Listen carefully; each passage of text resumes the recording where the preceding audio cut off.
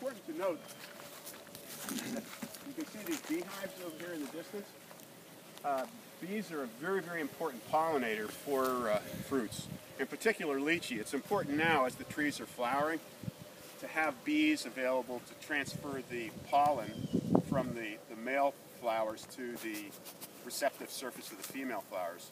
So the bees are managed by people who are in the apiary business. We don't actually manage the hives ourselves, but it's a necessity to get a good fruit set to have the availability of honeybees. Another vast look at the property. So this is the far northern corner. There's also bananas planted over here. And there's another 5 acres worth of Gongura, what we were talking about before.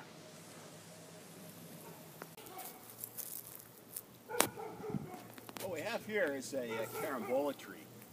Carambola is in the Loxahatchee family, Avaroa carambola, and you've probably seen these fruit in the grocery stores. It's a very popular tropical fruit. It's one of the component trees in this grove. They're very, very productive trees. They produce fruit basically all year round. There's 2 major carambola crops, and right now this is a late winter crop. There's different varieties of carambola, but they're very sweet, and they do have significant economic value. So this is just one of the many different types of tropical fruit trees that are available in Kenari Grove that represent part of the revenue source. Oh, over here on the right, I should mention this. This is a curry tree.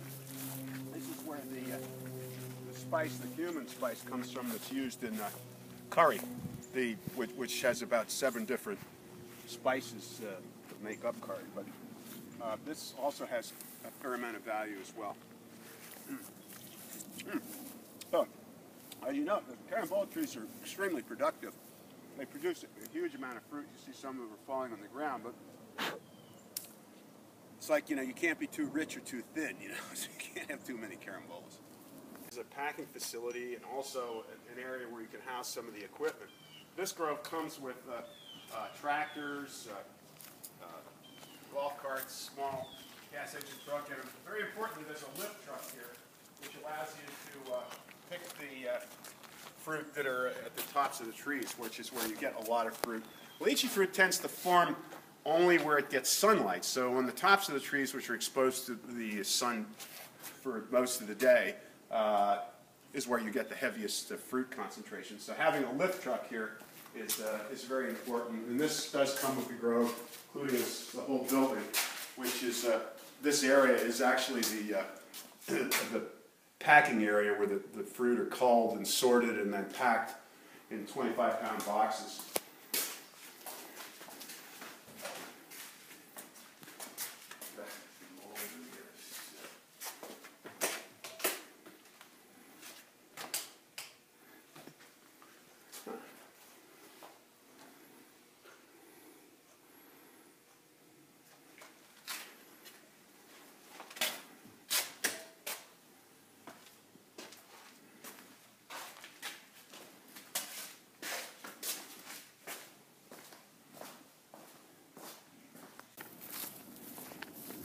The backside of the pond. You can see how big it is to have its own water source. This is a completely another side to the property.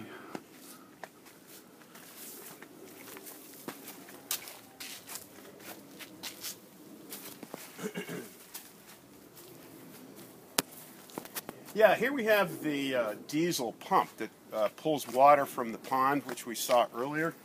This is really a critical part of the grove because we can pump, this pump can put out 1,000 gallons a minute of water, which is enough to keep basically everything in this grove from freezing in the event of a hard freeze. Now, this is Florida. You don't think about it freezing here, but it can freeze. These cold fronts come across the Gulf.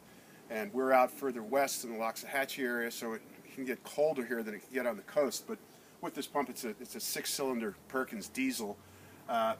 This pump can put out, as I say, up to 1,000 gallons a minute of water, and literally like lower the level of the pond like several feet over the course. But normally what would happen is you'd be watching the temperature, and if it starts to hit 35 or 34 degrees, you turn on the pump and just get everything soaking wet. And that water, which is coming out of the ground at about 72 degrees, has a lot of heat in it, and that's enough to keep, as the water evaporates, it heats the area under the canopy of the tree and prevents freeze damage. So to put this system in today, this was put in probably around 2000. To put the same system in today and put all of the piping in the grove would probably run about $250,000 just to replace the system. So this is an extremely important component, and it's a great insurance policy. There are a lot of growers, they are on a budget and they don't do things right, and they just hope for the best and hope against the freeze, and oftentimes the odds have come up against them on this type of thing. So anyway, it's important to see this. It has like a 400-gallon tank, diesel fuel tank with it. And,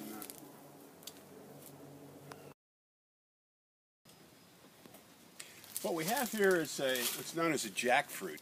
Very, very interesting fruit. This is actually the largest tree fruit in the world. These fruit will actually get to 100 pounds. Sometimes in Florida, but particularly in Asia. It originated in Asia. It's widely cultivated and eaten in Indonesia, Vietnam, South China. It's a hugely popular fruit among the Asian community. It's a very delicious fruit. It tastes kind of somewhat between an apple, a pineapple, and a papaya and passion fruit. So it's a really unique, exceptionally good flavor. This property is actually the largest jackfruit grove in South Florida, and produces probably tens of thousands of dollars worth of jackfruit. It's not quite the season for jackfruit. These fruit will get quite a bit larger as they move along. It's interesting, jackfruit is in the same family as the fig and the mulberry, the Mauritius family.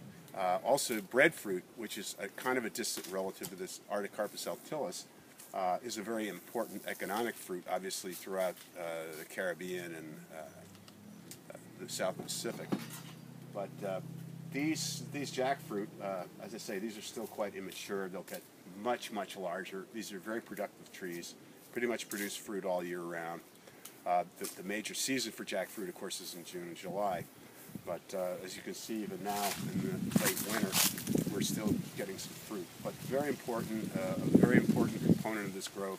These jackfruit probably represent about $60,000 in revenue annually.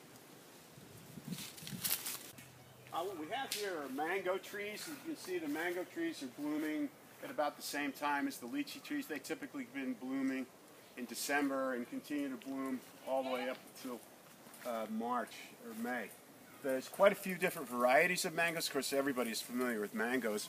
What we primarily have here, there's probably about 3,000 or 4,000 pounds of mangoes come out of this grove. They're all specialty varieties, mangoes that you would not ordinarily find in the grocery store. And there's a high demand, particularly some of the Asian varieties of mangoes. So those represent a fairly significant revenue component in this section of the grove. And we'll see some more sapodilla trees. So there's quite an extensive planting in this 5 acres. Bill, that side, since the sun is there, the mango trees are so big.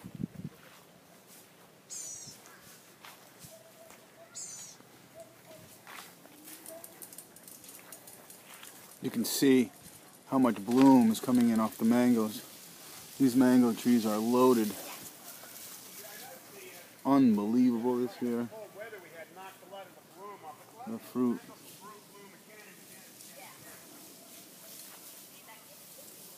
All of them are blooming. Gorgeous. What I'm holding in my hand here are Parts of the banana. inside, the heart of the banana prickle stalk, the stalk. corm. Similar to a heart of palm, where it's the edible part of the internal part of the stalk is very soft and tender, edible. This stuff sells for about $3 a pound. So all parts of this banana, it's not just the banana fruit that's valuable, it's the actual stalk, the flower, the leaves, all these things have economic significance, and we'll be producing, the grove produces a tremendous amount of this banana essentially all year round. But this makes a very good soup and is useful in a lot of other types of cooking. So.